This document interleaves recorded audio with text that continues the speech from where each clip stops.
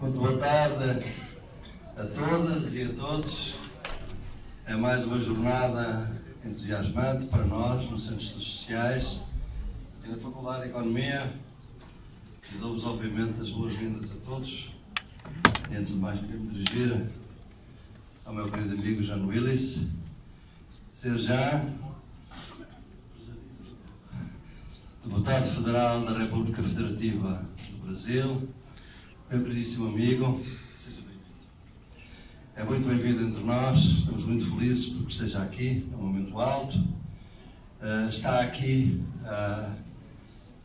no coração da Universidade, está aqui convidado pelos Centros Sociais da Universidade de Coimbra, está aqui convidado pelo Programa de Doutoramento em Direitos Humanos e também pelo projeto Intimate da Diversidade Cultural, da Diversidade Sexual, Micropolíticas da Intimidade na Europa do Sul. Está aqui a Ana Cristina ao meu lado, que é coordenadora, e portanto estão aqui os dois coordenadores do Programa de Doutoramento. E eu, como diretor científico do SES, tenho muita alegria, uma alegria muito especial de dar as boas-vindas ao Jean Willis. Já eu acho que hoje é um dia de celebração da democracia, antes de mais. Da democracia e da igualdade na diversidade e da fraternidade também, e da liberdade. É um dia de celebração destes valores. São os valores da Revolução Francesa, como podeis imaginar, não é? E talvez já entrados no século XXI, nós não tivéssemos necessidade de invocar estes princípios, estes valores, para organizar esta sessão. Mas, infelizmente, o mundo atravessa uma onda reacionária, conservadora, muito impulsionada por movimentos de extrema-direita, que põem em causa, efetivamente, esses valores. E, portanto, há que os afirmar, porque há uma coisa que nós aprendemos nos últimos anos, e não foi só nos últimos anos, é que nada é irreversível na história. E, portanto, direitos, princípios, conquistas, se não cuidarmos dela, elas podem ser perdidas. E estamos aqui exatamente para que elas não se percam. Estamos aqui exatamente para afirmar e celebrar a democracia no melhor sentido. Um dos melhores deputados federais, desde 2011, Jean Willis, é considerado unanimemente, e não é apenas pelas pessoas próximas do seu partido ou da esquerda brasileira, é considerado um dos melhores deputados do Congresso brasileiro, autor protagonista de muitas leis importantes, foi várias vezes premiado como sendo o deputado do ano, foi considerado pela revista Economist, que não é uma revista, obviamente, de esquerda, como um dos 50 pessoas mais influentes nas políticas de diversidade do mundo, foi considerado uma das 100 pessoas mais influentes no Brasil, e hoje teve que rumar, com muito sacrifício pessoal, ao exílio, para estar vivo. Eu acho que isto é também uma afirmação extraordinária do direito à vida, daqueles que lutam exatamente pela liberdade, pela igualdade, na diversidade e pela fraternidade. E todos temos nós, na nossa memória, também uma querida amiga que também, há pouco mais de um ano, também nos deixou assassinada por sicários, Marielle Franco. E, portanto, a Marielle Franco vive e o Jean Willis está vivo. E está vivo.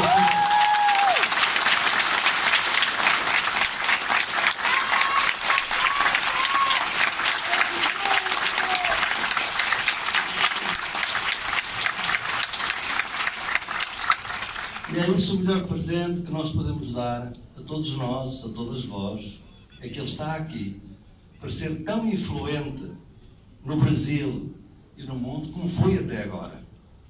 Porque não é nada o perfil que tem o Jean Willis, e como ides ter a ocasião de ver, ele neste momento talvez seja mais útil exatamente fora nesta luta, precisamente porque não lhe deram condições para poder estar no Brasil, mas está ativo, está firme, não desistiu, pelo contrário, está cada vez mais animado, está mais forte.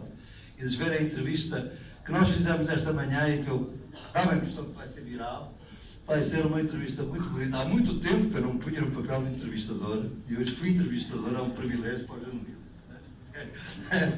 Realmente nunca me tinha imaginado, ultimamente vai ser bonito quando os virdes na nossa página, e é nesses que nós vamos organizar esta base. Esta sessão é a primeira, como sabem, as boas-vindas são dadas em Portugal e daqui vai para, são dadas em Coimbra, as boas-vindas a Portugal, daqui vai para Lisboa, e amanhã estaremos em Lisboa, ao final da tarde, às 5 horas, 5h30, na Casa do Alentejo, onde vai também fazer uma palestra, e naturalmente vai ser recebido com todas as honras pelos deputados do Parlamento português.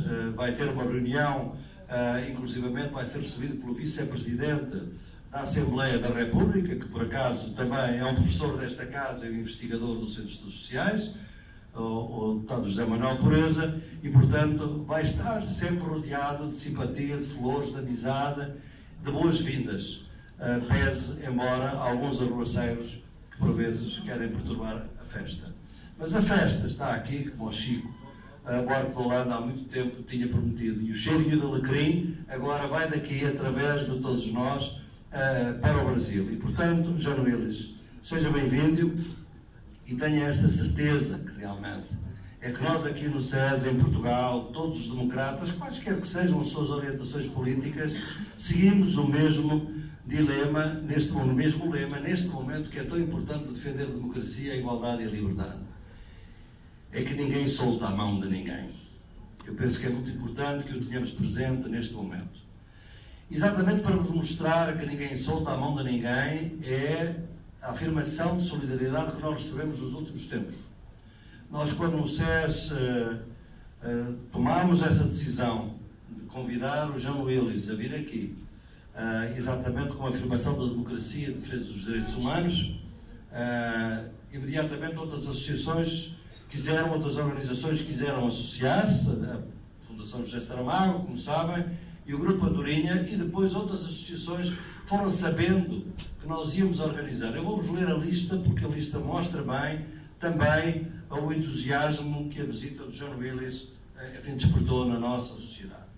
Ação pela Identidade, a Afrolis, a Associação Cultural, a Coletiva, a APEMA, a Associação Portuguesa de Estudos sobre as Mulheres, Casa do Brasil de Lisboa, Climáximo, Coletivo Andorinha, Frente Democrática Brasileira de Lisboa, Coletivo Ação Imigrante e Periférica, Comunidade Portuguesa do Candomblé e Iorubá, Jazz, Associação dos Afrodescendentes, Esquerda Brasileira em Coimbra, ILGA Portugal, Imune, Instituto de Mulher Negra em Portugal, Kazumba, Associação, Movimento pela Democracia no Brasil, Mushima, Não Te Prives, Pantera Rosa, SPAT, Plataforma Anti-Transfobia e Homofobia de Coimbra, Por Todas Nós, Movimento Feminista, Rede 8 de Março, SOS Racismo, Transmissão, Associação Trans e Não Binária, Votos do Mundo, Frente pela Democracia no Brasil.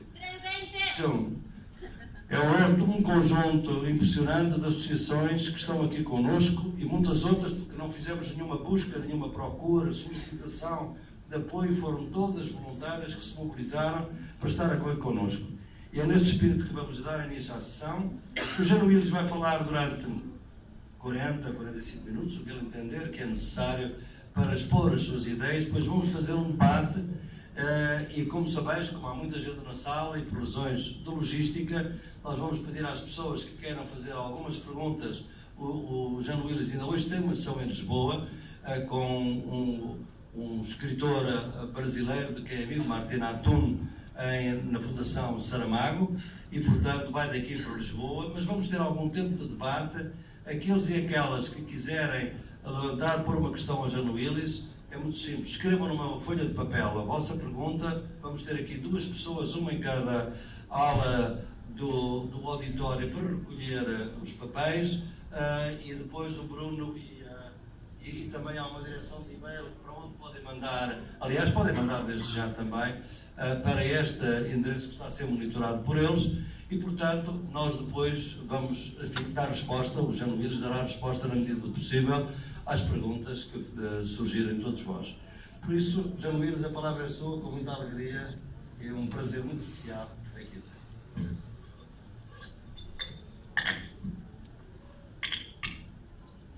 Boa tarde a todas e todos vocês.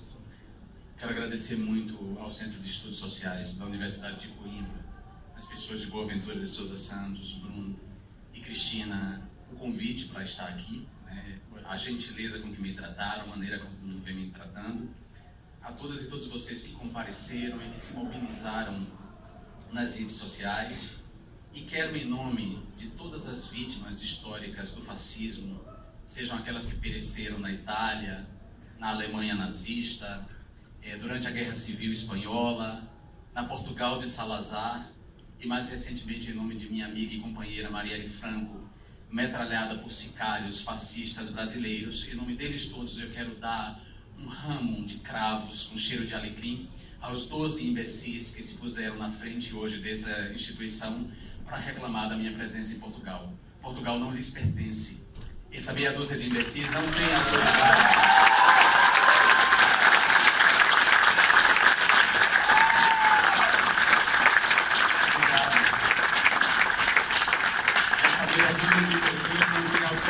Política e moral para dizer se eu sou ou não bem-vindo em Portugal.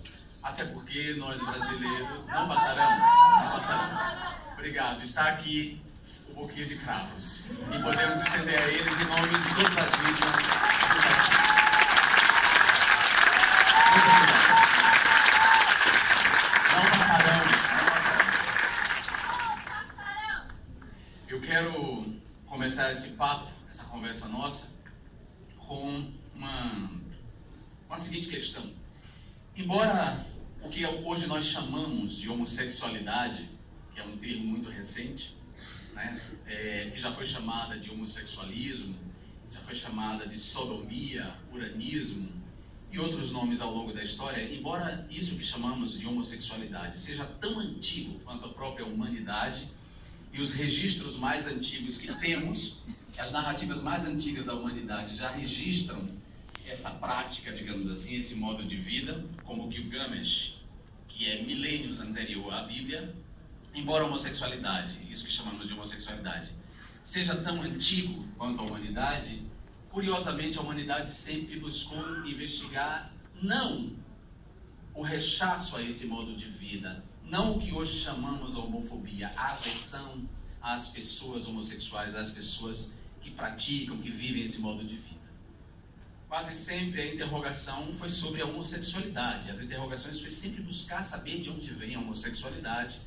E por isso a homossexualidade passa de pecado na concepção das religiões monoteístas, as religiões do livro, notadamente e na ordem, o judaísmo, o cristianismo e o islamismo. Ela passa de pecado a crime no aparato jurídico policial e depois a doença nas instituições médico-científicas. Sempre houve uma interrogação sobre de onde vem a homossexualidade.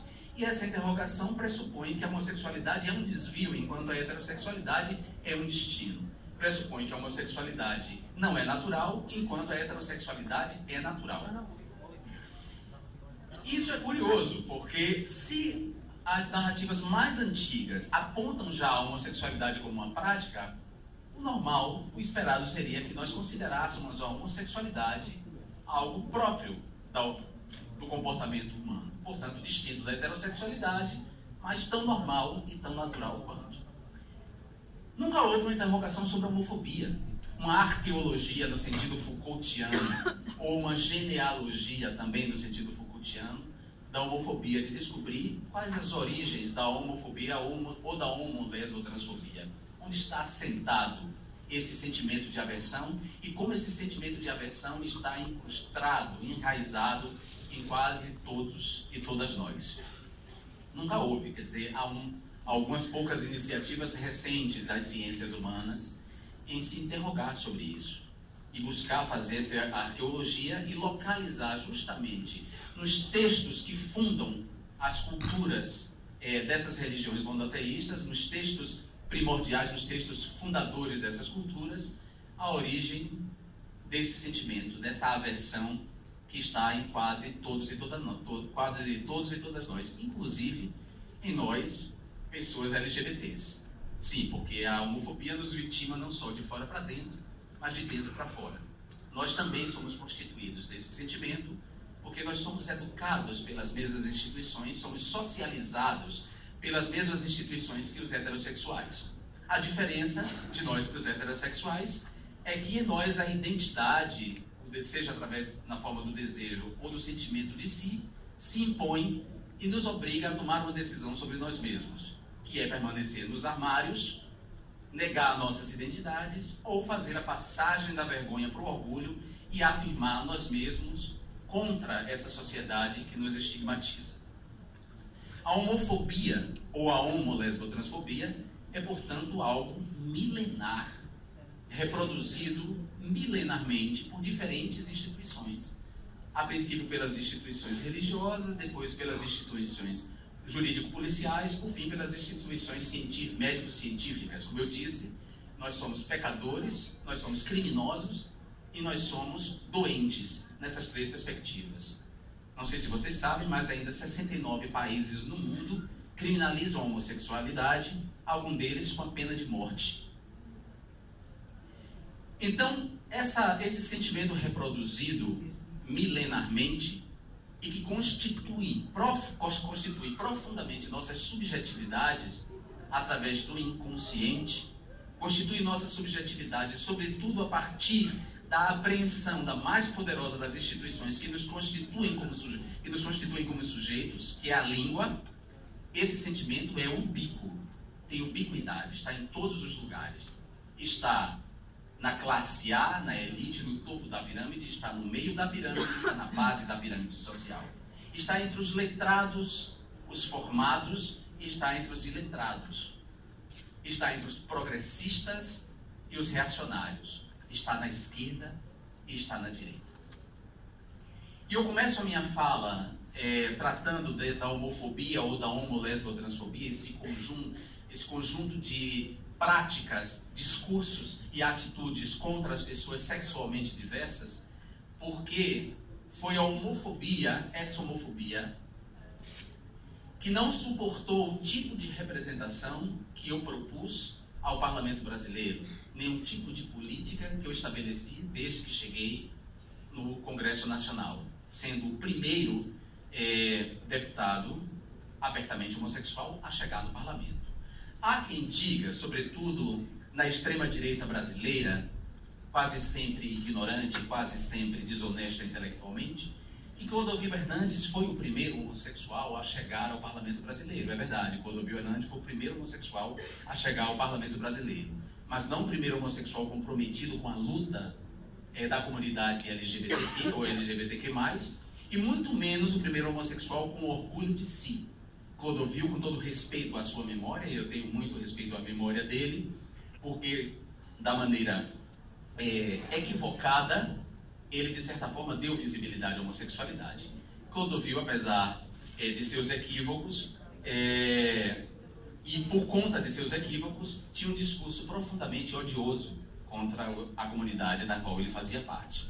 Era um homossexual homofóbico, um homossexual que não fez a passagem da vergonha para o orgulho, ou seja, a passagem desse sentimento de rejeição de si mesmo, esse sentimento de inadequação ao mundo, para um sentimento de afirmação de si contra o mundo, um sentimento de afirmação e de reivindicação de direitos que, em geral, é o que faz com que nós, os orgulhosos da nossa sexualidade, da nossa identidade sexual e de gênero, façamos e, por isso, integramos o chamado movimento LGBT. Então, primeiro, a minha chegada ao parlamento traz essa novidade. Eu era um deputado que cheguei dizendo que tinha orgulho da minha homossexualidade. E que não só isso, que eu iria lutar pelos meios, através dos meios que cabem a um parlamentar, pelo acesso radical à igualdade de direitos entre pessoas heterossexuais e pessoas homossexuais, entre pessoas cisgêneras e pessoas transgêneras. Que eu reivindicaria todos os direitos com os mesmos nomes, que eu não admitiria a discriminação jurídica, não admitiria a homofobia institucional e lutaria para desconstruir a homofobia social. E isso começaria a partir da colocação do meu próprio corpo no parlamento. A minha presença ali seria uma presença afirmativa desse orgulho. eu diria, através daquela posição, da tribuna, daquele lugar conquistado através de um processo eleitoral, que sim, as pessoas homossexuais, as pessoas transgêneras, as pessoas sexodiversas não estão fadadas ao fracasso. Podem sim aspirar ao sucesso, podem sim inspirar a voz, podem sim inspirar ao lugar de fala, podem enfim deixar de ser subalterno, naquele sentido que Spivak diz que o subalterno não é mais subalterno quem pode falar, e quem pode falar por si mesmo. A minha presença no parlamento também queria dizer que é chegada a hora de nós falarmos por nós mesmos. Chega de pessoas falando em nosso nome, embora sejamos muito gratos a todos que falaram em nossos nomes e que nos ajudaram, a todas as pessoas heterossexuais e cisgêneras que foram nossas aliadas, somos bastante gratos.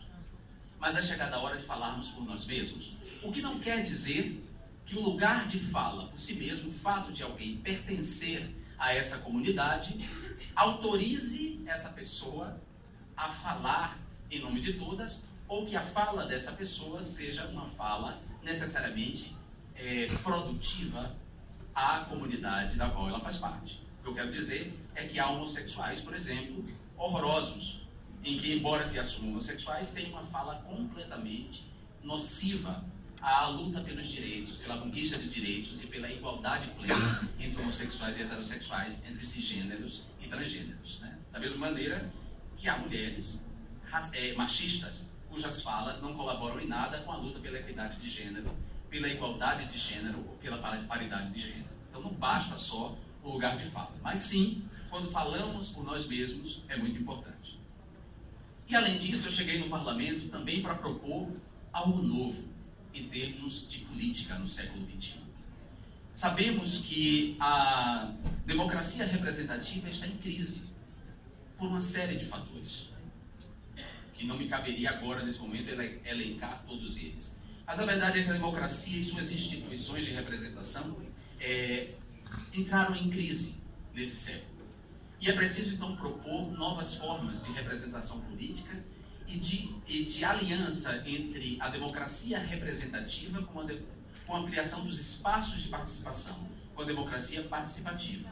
E, nesse sentido, Boaventura de Souza Santos, sociólogo, colaborou muito para a elaboração dessa proposta que eu fiz no parlamento, quando ele propõe uma democracia de alta intensidade, que seria uma combinação da democracia representativa com a democracia participativa para além dos instrumentos previstos nas constituições, como referendos e plebiscitos. É preciso criar espaços em que o cidadão possa participar diretamente dos mandatos parlamentares daqueles que foram eleitos para lhes representar.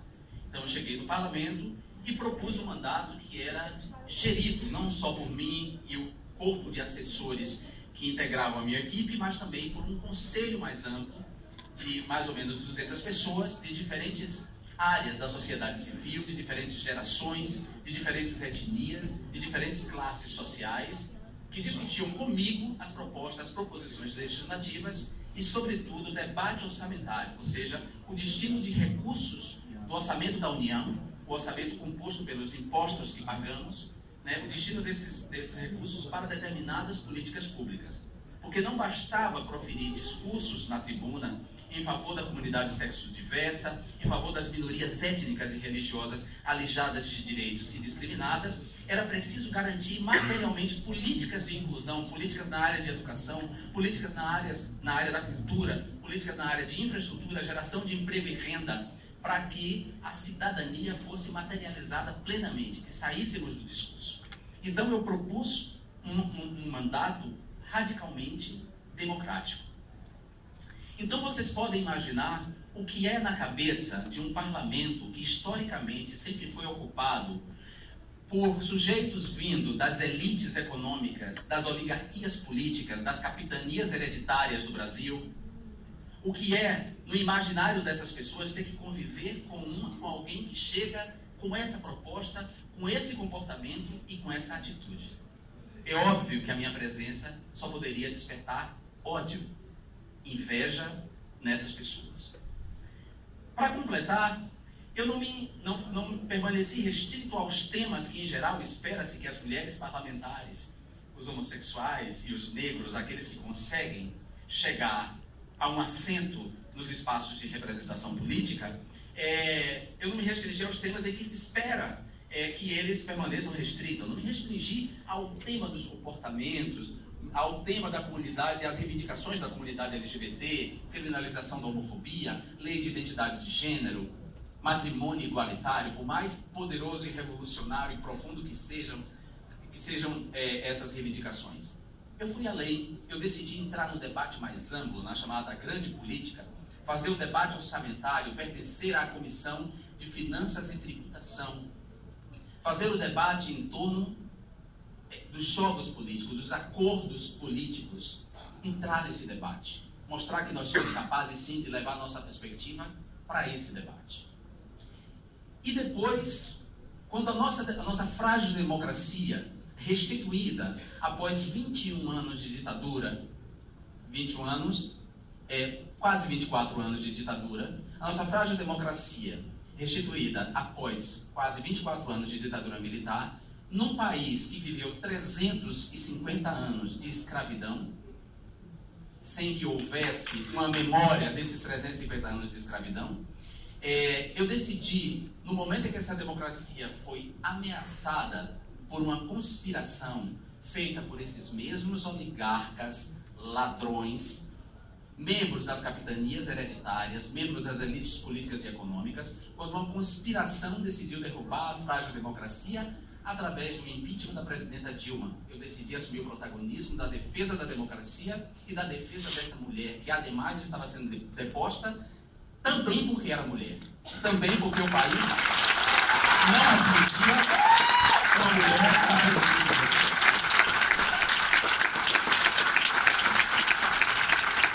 Então vocês podem imaginar como eu causava um desconforto nas pessoas. Causava um desconforto naquelas pessoas que estavam no parlamento, que estavam nos espaços de representação e de poder, mas também causava um desconforto nas esquerdas. Também causava um desconforto nas pessoas comuns. Naquelas pessoas que se autoproclamam não homofóbicas, porque tem até amigo gay. Naquelas mulheres que adoram dizer que amam os homossexuais, eles são pessoas incríveis. Nossa, quando eu estou com uma dor de amor, eles me ouvem tão bem. Nossa, vocês não sabem como ele penteia meu cabelo no fim de semana. Bem, eu incomodava essas pessoas, porque para essas pessoas os homossexuais são bons enquanto eles estiverem nesses espaços, enquanto no máximo, eles estiverem, com todo respeito aos profissionais que fazem isso, esticando e alisando e tingindo com tintura creme o cabelo de mulheres e homens brancos nos salões de beleza. Ou no máximo, quando eles chegam às artes, quando eles são artistas. Se eles aspirarem aos lugares historicamente dominados pelos homens, pelos héteros, cisgênero, aí eles se tornam um problema. Aí eles mexem em algo da nossa subjetividade que nós mesmos não sabemos que temos. Porque eu volto a dizer, a homofobia está profundamente arraigada nas nossas subjetividades. E ela está profundamente arraigada porque a língua que nós falamos tece a nossa subjetividade. No sentido que Lacan diz que o inconsciente está estruturado como linguagem. E aqui, embora esteja citando Lacan, é preciso também dizer que o próprio Lacan e Freud, apesar de todas as contribuições que deram, também construíram um edifício que afirma a heterossexualidade como uma norma e a homossexualidade como um desvio. Então é, portanto, sempre lembrar que podemos lutar com Freud, sem Freud e às vezes contra Freud. Com Lacan, sem Lacan e às vezes contra Lacan. Da mesma maneira que podemos lutar com Marx, sem Marx e às vezes contra Marx. Porque Marx e a teoria marxista e as teorias marxistas não deram conta de uma série de questões que emergem com muita força no século XXI e que são desafios para a esquerda, como a problemática de gênero, por exemplo, o problema que envolve mais da metade da população do planeta, que são as mulheres, e as questões ambientais, por exemplo. Então, a homofobia está profundamente arraigada em nós, ela é inconsciente. E por isso, a minha presença provocava um desconforto mesmo em quem dizia gostar do meu mandato. E essa homofobia social e institucional impedia o reconhecimento das propostas que eu fazia, o reconhecimento do tipo de política que eu propunha, a novidade que eu trazia para o parlamento brasileiro e para a política brasileira. Afinal de contas, quem estava falando é um viado. E só tem ideia do que eu estou dizendo, talvez, as mulheres e os negros desse auditório. Talvez só as mulheres e as pessoas de pele preta tenham ideia de como é difícil para nós ser ouvido. Do quanto a gente pode falar o que há de mais interessante, que muitas vezes as pessoas não nos escutam. Mas quando alguém é socialmente aceito, socialmente estimado, como por exemplo um homem branco, cisgênero, faz, aí ele recebe todos os aplausos. Essa combinação, então, da minha figura, levou a uma campanha difamatória contra mim, que teve como principal protagonista o atual presidente da República. O atual presidente da República foi a primeira pessoa a me insultar no parlamento, na frente de todos os meus colegas, com um insulto impublicável, mas que não provocou nenhum tipo de reação e de indignação por parte dos meus colegas. Ao contrário, todos eles riram. Todos eles riram. Ele me insultou durante a sessão de uma comissão, a Comissão de Direitos Humanos e Minorias da Câmara. Ele me insultou na frente das câmeras da TV Câmara e dos demais jornais que cobrem o Congresso Nacional. Entretanto, a reação de todos os meus colegas foi de rir e tratar aquilo como jocoso e não como ofensivo. Eu me recordei de algo que aconteceu em Salvador. Eu sou baiano, de Alagoinhas, mas vivi boa parte da minha vida em Salvador, onde eu fiz a minha graduação em jornalismo e o mestrado em letras na Universidade Federal da Bahia. Facom, porra! Isso é uma brincadeira, é uma coisa minha com Wagner Moura. Bom, enfim, José Augusto Berbert, que era um